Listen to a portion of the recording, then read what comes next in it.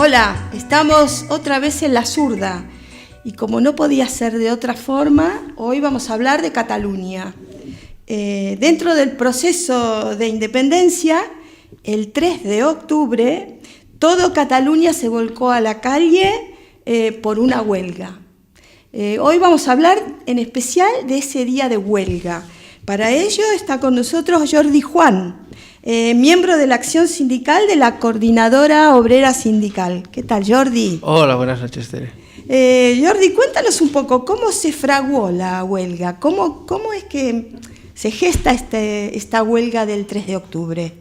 Bueno, hay como una doble situación, una más estructural o más permanente en el tiempo, que es una situación de devaluación de derechos clarísimamente por parte de la clase trabajadora en Cataluña y en el Estado español, y otra situación más concreta que es derivado de la represión ejercida por el Estado español contra los trabajadores, porque eran trabajadores en medios de comunicación y en la función pública, que son amenazados y trabajan bajo coacción de las fuerzas del orden público enviadas por el Estado español. Pues evidentemente se genera una situación de represión política y de represión laboral específicamente, que es por el motivo concreto que hacemos la huelga, ante el cual nosotros debíamos, como sindicato y como varios sindicatos, dar respuesta. Nos reunimos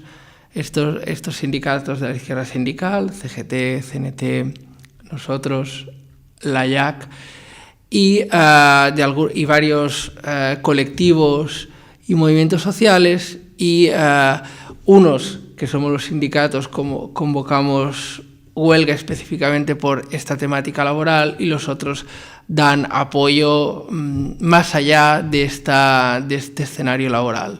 Vale, perdona, Jordi, y tú me hablas de represión laboral y de evaluación de la clase trabajadora. ¿Nos puedes explicar un poco en qué consiste? Sí, una pérdida de derechos, es decir, hemos perdido a través de sucesivas reformas laborales, hemos perdido una serie de derechos que teníamos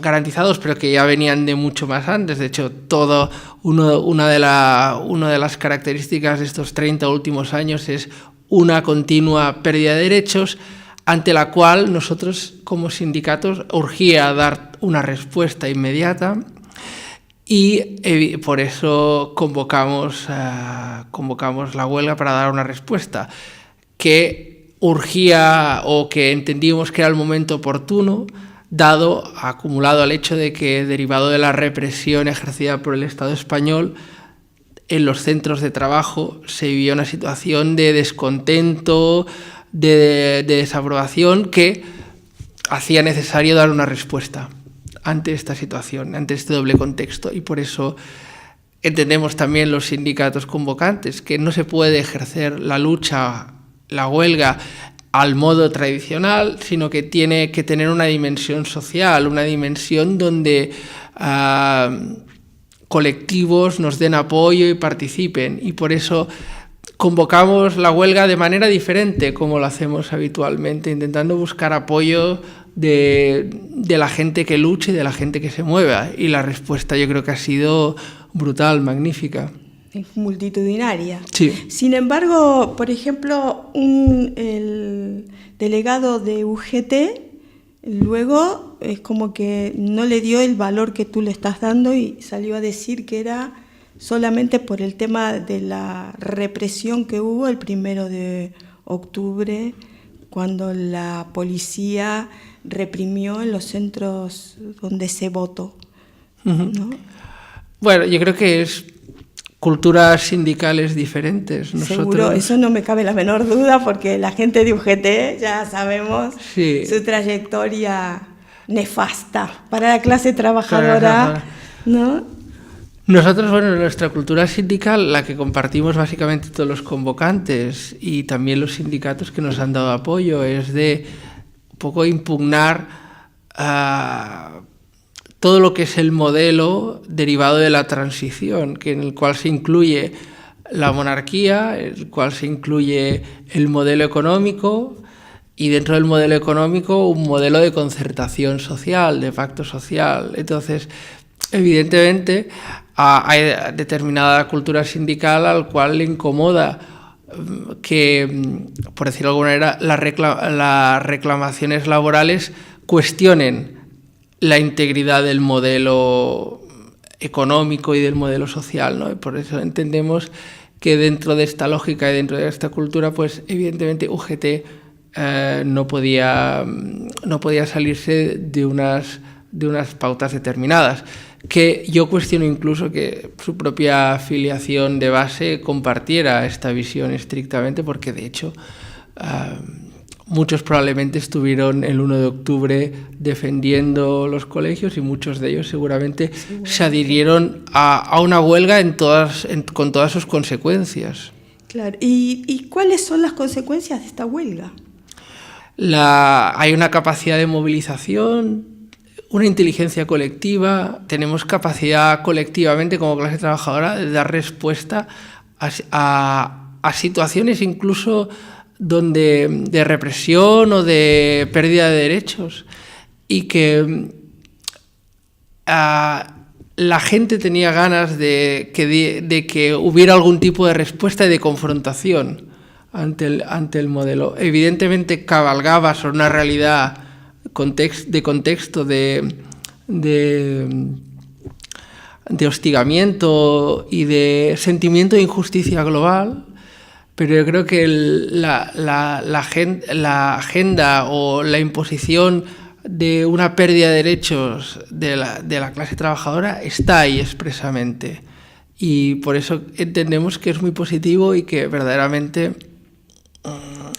no sé, creo que el balance debe ser muy satisfactorio. Ahora hay una diferencia entre aturada de país y huelga, ¿no es cierto? Sí. ¿Tú nos puedes explicar en qué consiste esta diferencia? Bueno, yo creo que este movimiento popular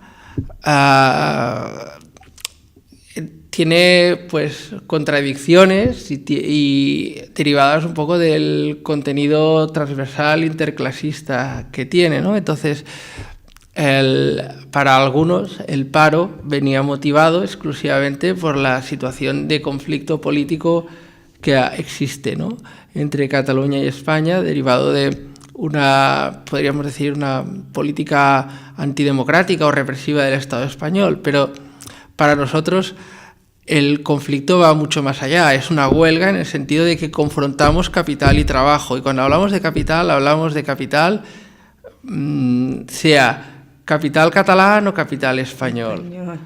Nosotros como sindicatos y en general como organizaciones que confrontan el modelo socioeconómico actual, entendemos que más allá de luchar contra un modelo de Estado, nos enfrentaremos siempre al capital, tenga el color o la bandera bajo la que se cobije. Sea la bandera catalana o sea la bandera española, sea una monarquía o una república.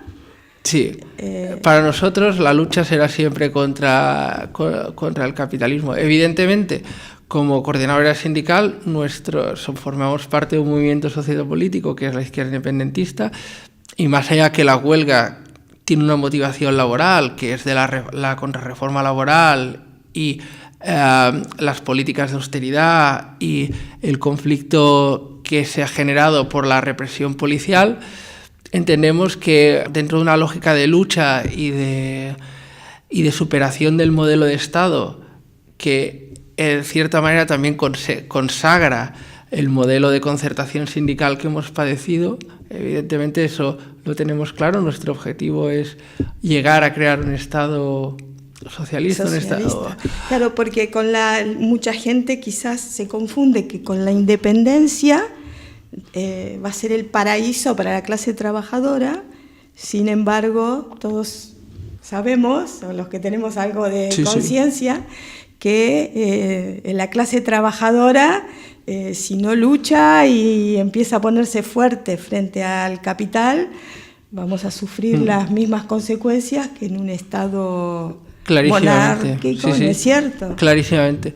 El día después de una eventual declaración de independencia, sería, que esperamos que se produzca por parte de la coordinadora sindical. Ya lo creo, claro que sí. Sería la vigencia de todo el pack de legislación laboral española que hemos tenido, con todas las reformas laborales y evidentemente con toda la injusticia que ello supone. Por lo tanto, para nosotros el antes y el después no supone ninguna diferencia en cuanto a nuestra agenda de lucha. Nuestra agenda de lucha es el capitalismo, son los privilegios de clase y nuestro objetivo es la abolición del trabajo asalariado, o sea, y la abolición del capitalismo como modelo económico. Entonces, nos da igual bajo qué bandera se cobije. Se cobije, claro. Lo que pasa es que, bueno, esta quizás es una oportunidad para que la clase trabajadora vaya tomando conciencia también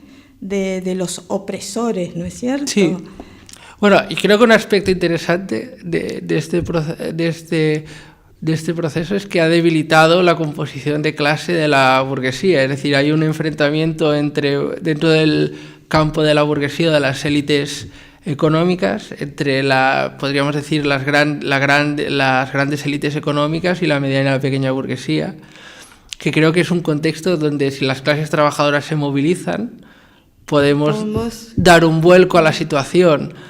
Entonces, yo creo que tenemos que aprovechar y las clases trabajadoras ocupar la agenda política con nuestras reivindicaciones, con nuestros derechos y seguir la lucha. Y sobre todo tener muy claro que ellos tienen su agenda y nosotros tenemos la nuestra. Y tenerlo muy claro. Y firmes, ¿no? Y firmes porque con convicción. Sí. Porque si no, digamos que esta independencia o esta lucha que se está gestando, para la clase trabajadora no va a ser significativo si no nosotros no tenemos un posicionamiento firme frente a la burguesía, ¿no es cierto? Está claro. Sí, es una apuesta y como tal apuesta podemos ganarla o podemos perderla. Entonces tenemos que redoblar esfuerzos. Y movilizar. Hay, yo creo que aspectos muy positivos que vimos el 1 de octubre, que en realidad, podríamos decir, hay acción colectiva, hay inteligencia colectiva, hay sentimiento de revuelta ante la injusticia, que yo creo que son valores propios de clase, en cierta manera, o valores propios de la izquierda, la solidaridad, la impugnación o la lucha contra el poder, ¿no? Entonces, esta energía colectiva la tenemos que aprovechar para romper con el modelo económico y, como mínimo, batallar para un contexto más justo. Claro, más igualitario, más equitativo, sí. ¿No es cierto? Y de fijar quizás también quién es, entre comillas, el enemigo, ¿no? Sí. De la clase trabajadora. Exacto. Que quizás no es que esté en Madrid, sino que está en todas partes. Sí, lo tenemos que tener muy claro, ¿eh? Entre comillas, el aliado coyuntural de hoy puede ser el enemigo de mañana. Eso claro. lo hemos de tener muy claro. Y que quizás también, como en muchos procesos, la burguesía se vale de la clase trabajadora para lograr sus objetivos y luego se olvida de la clase trabajadora. Sí, yo creo que hemos de romper idealismos. Simplemente la burguesía se ha subido a este carro porque ve que no es operativo para sus intereses de clase estar dentro del Estado español. La pequeña y la mediana burguesía lo ha visto. Es un Estado que no atiende sus intereses y por eso ahora quiere romper con el Estado, pero lo hace con una agenda política absolutamente diferente al de la clase trabajadora. Nosotros queremos romper un modelo de Estado surgido del franquismo, surgido del búnker del capital y del fascismo, y ellos quieren su parte del pastel. Hablando claro y rápido, nosotros tenemos que tener muy claro que no queremos eso. ¿Y qué propuestas de ahora en más van teniendo cómo es la hoja de ruta o qué objetivos próximos tiene la Coordinadora Obrera Sindical. Yo creo que hay una cosa positiva que nos hemos constituido en los comités de defensa del referéndum, con organizaciones que no son estrictamente de la izquierda independentista, que son compañeros que son libertarios, que son compañeros que de alguna manera comparten con nosotros la voluntad de confrontar con el modelo económico, con el modelo social, y yo creo que hemos de mantener vivos esos polos de organización, esos polos de lucha para marcar nuestra agenda política, porque evidentemente esto no puede discurrir por la vía de dar claveles a los Mossos. Eso sí que realmente no lo puedo creer. Lo vi, no lo podía creer. Tiene que variar tiene que variar. Tenemos que mantener esta sana desconfianza hacia el poder político que siempre vamos a mantener. Claro, a mí lo que me llamó la atención, vamos a decirlo, es que se le daba claveles a quienes pocos meses antes nos han estado reprimiendo, sí, con balas de goma también. Sí, está claro. Lo único, claro, ante una masa informe que viene a pegarte, en términos comparativos puedes caer en la tentación de que te pueden ayudar, pero eso es casi la búsqueda del oasis en medio del desierto, ¿no? Claro. Buscas un policía que te pueda defender, pero en realidad, curiosamente, incluso en el 1 de octubre cogieron más urnas los Mossos que la Policía Nacional. Entonces, es una muestra de que hemos de tener muy claro, incluso bajo la apariencia de buenrollismo, contra quién confrontamos. Y eso yo creo que no lo podemos perder. Entendemos o vemos que la lucha ha puesto a la gente en las calles, ha puesto a la gente en un plano de reivindicación, de lucha, y yo creo que es un terreno abonado para la lucha de la clase trabajadora que tenemos que aprovechar. Sí, yo lo que he notado es que gente que jamás había participado en nada popular, en ninguna movilización, esto los ha animado a participar, les ha hecho tomar conciencia de distintas posturas, ¿no? Como por ejemplo, que yo pensé que antes me protegía, resulta que ahora me está pegando, me está porreando nada más que porque yo quiero votar, me están reprimiendo, están entrando en el colegio de mis niños gente que me está tratando como si yo fuese un delincuente o un terrorista, y esto está despertando en la gente un sentimiento que yo creo que es bueno, en el sentido que está haciendo tomar conciencia a la gente de que no estamos viviendo precisamente en el paraíso, ¿no? Sí.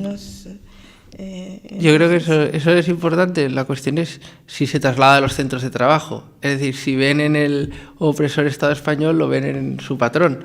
Es decir, ahora la gente está percibiendo una sensación de injusticia, está considerándose a sí mismo como una persona propietaria de derechos, sujeta de derechos, ¿no? Yo tengo el derecho a no ser atropellado, yo tengo el derecho a decidir colectivamente mi futuro político. Entonces, si eso se traslada, si tengo a mi hijo, no me puede obligar a hacer horas extras.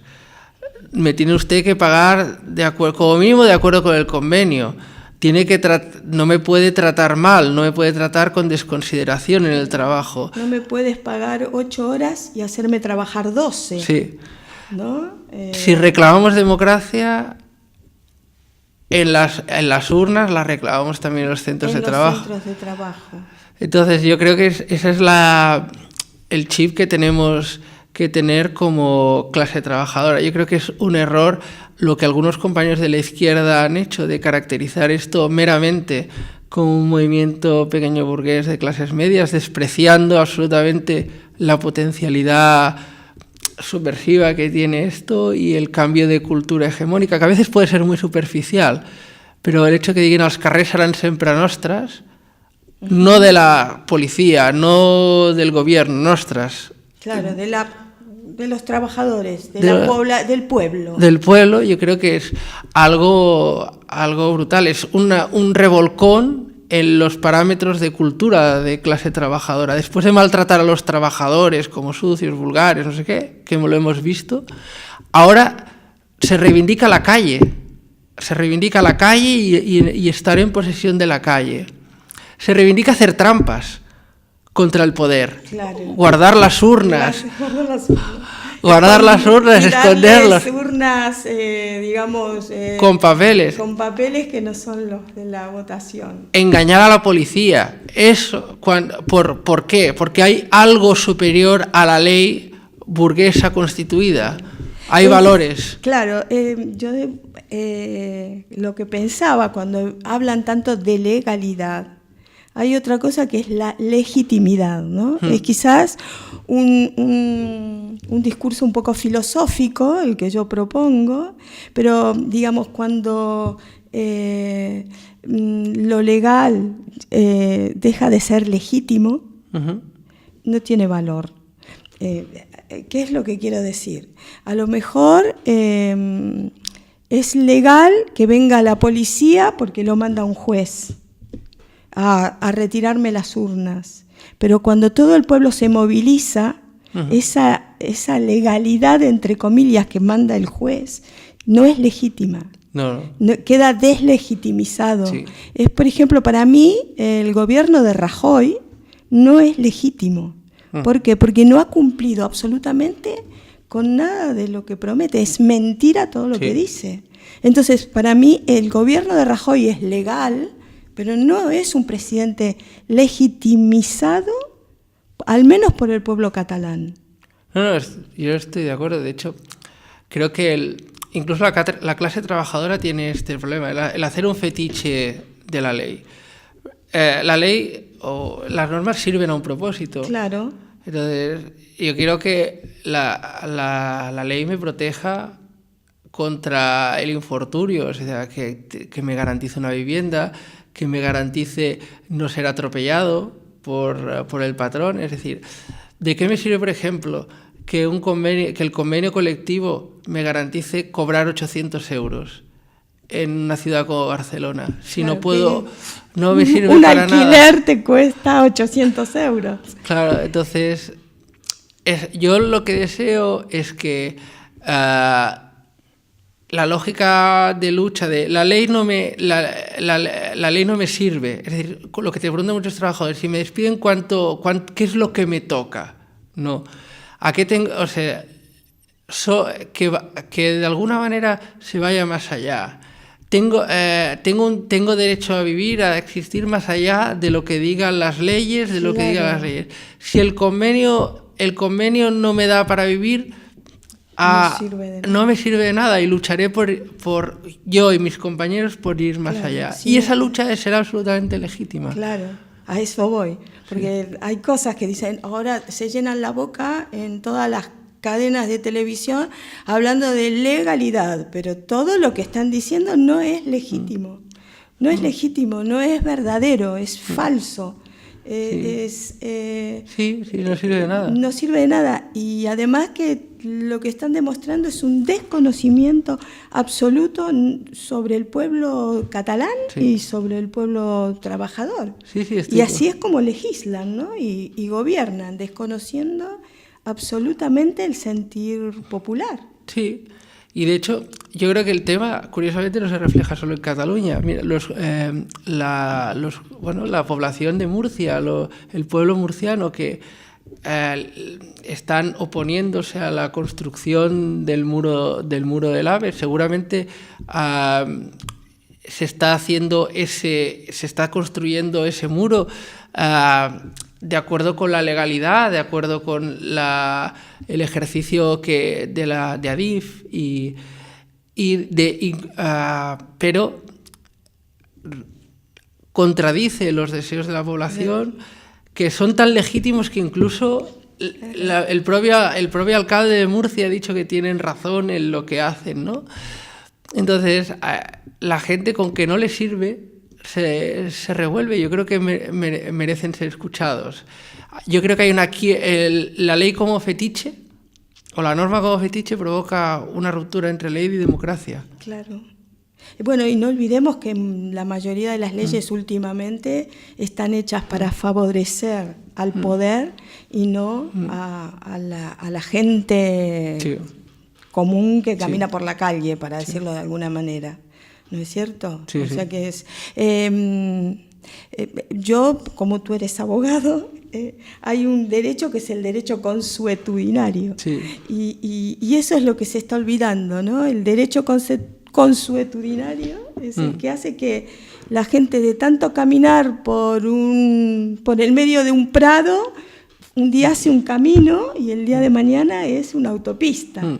Y eso lo hace la gente con su día a día, y que esa es la forma, la legalidad que tendríamos que volver a rescatar, ¿no? La gente luchando crea las normas. Crea las normas, ¿no? Y no que venga alguien de arriba y nos imponga normas que no tienen nada que ver con nuestra realidad. Si a mí me hacen un camino que luego no me resulta cómodo y la gente empieza a usar ese caminito al costado porque es mejor, está creando jurisprudencia, hablando de forma legal, ¿no?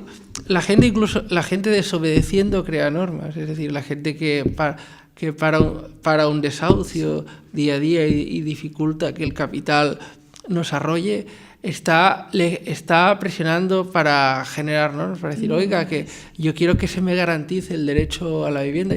Yo considero que mis hijos no tienen derecho a vivir bajo un techo, tienen derecho a tener luz, tienen derecho a unos servicios, vivir dignamente, ¿no? Y eso requiere una garantía. Y no, la garantía puede ser, aunque es una norma, están pidiendo algo a lo que apelar o a lo que poder acogerse.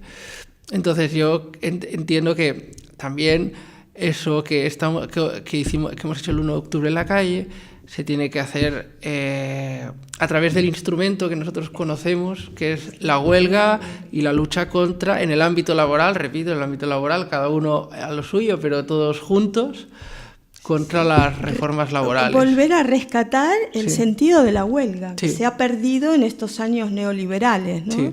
Que se ha criminalizado la protesta, que se estigmatiza al trabajador que a lo mejor promueve dentro de su ámbito laboral una medida de fuerza para reivindicar derechos, volver a rescatar ese sentimiento solidario que tiene la clase trabajadora. Exacto, y que la gente vea que realmente ellos, porque todos somos trabajadores, todos. Indirectamente, aunque seamos pensionistas, también nos relacionamos indirectamente. Aunque seas un universitario, aunque seas un profesional con una alta carrera, vives de tu sueldo, de tu salario. Exacto, y además, socialmente, hacer de los centros de trabajo un polo de resistencia, de lucha, eso tiene una trascendencia social brutal, ¿no? Por eso la huelga como ejercicio de presión, de lucha, tiene vigencia y la tenemos que normalizar. No, claro.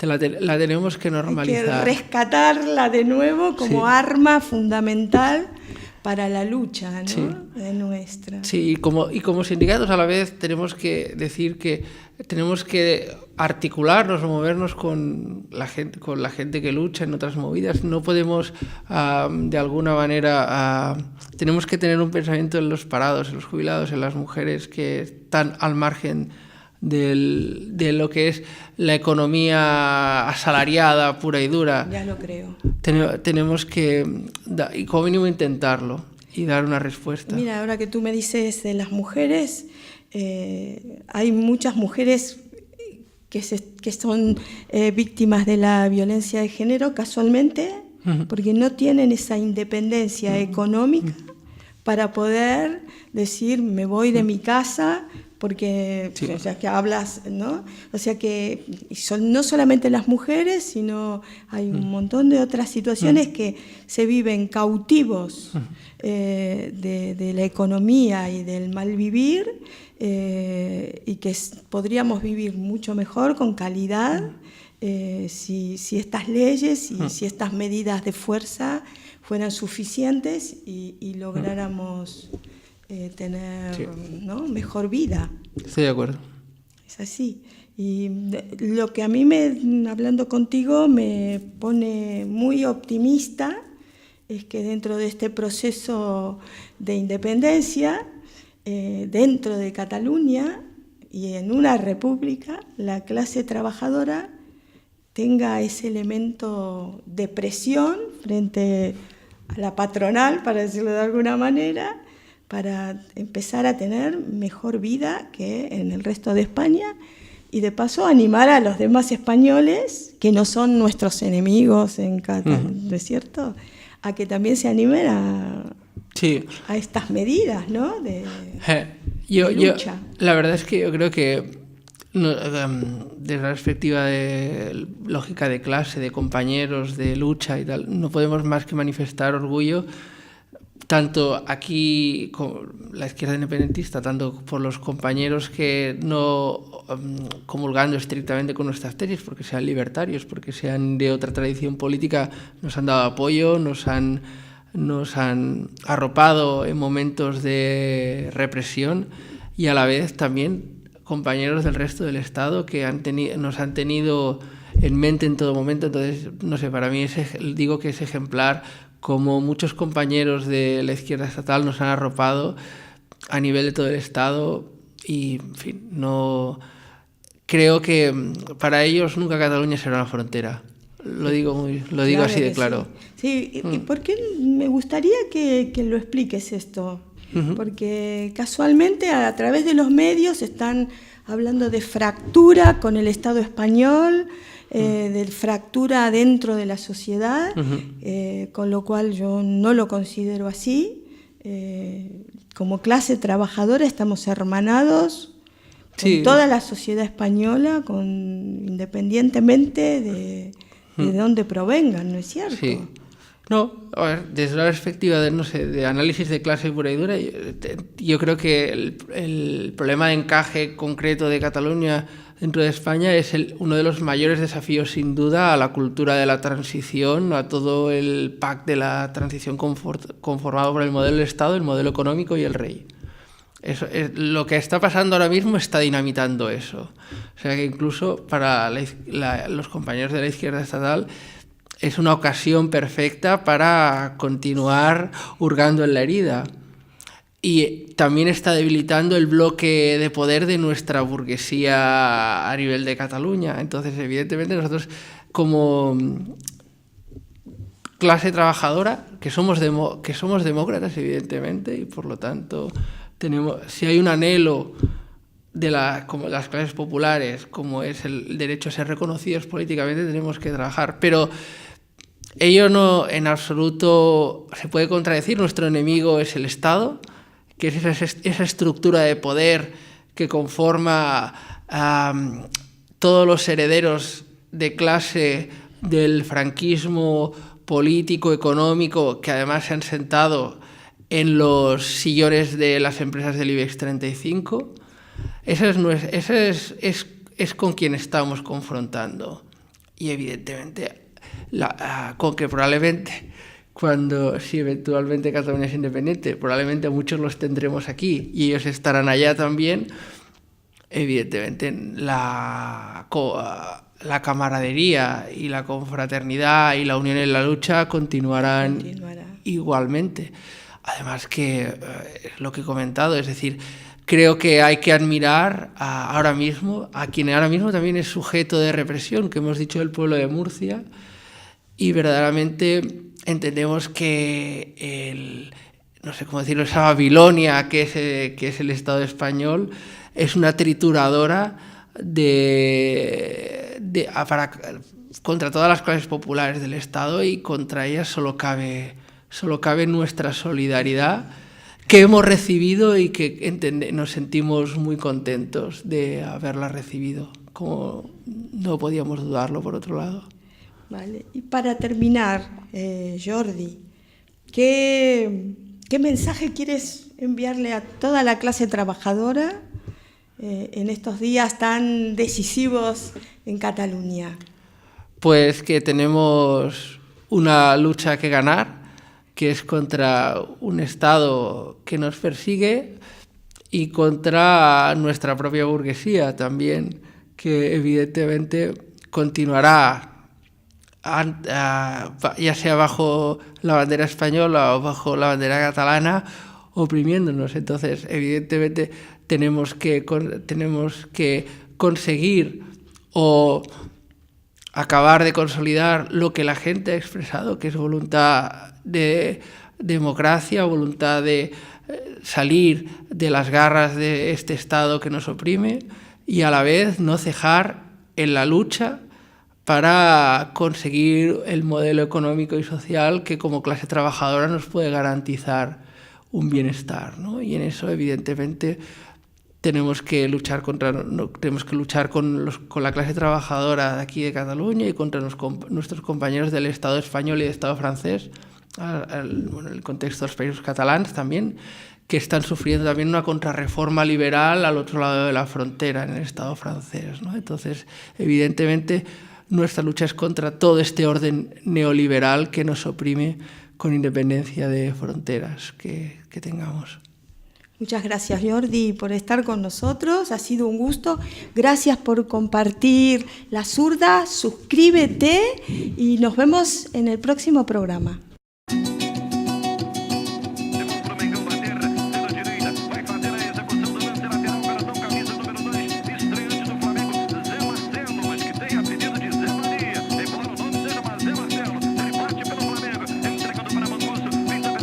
No tienes la culpa, mi amor, que el mundo sea tan feo. Tú no tienes la culpa, mi amor, de tanto tiroteo.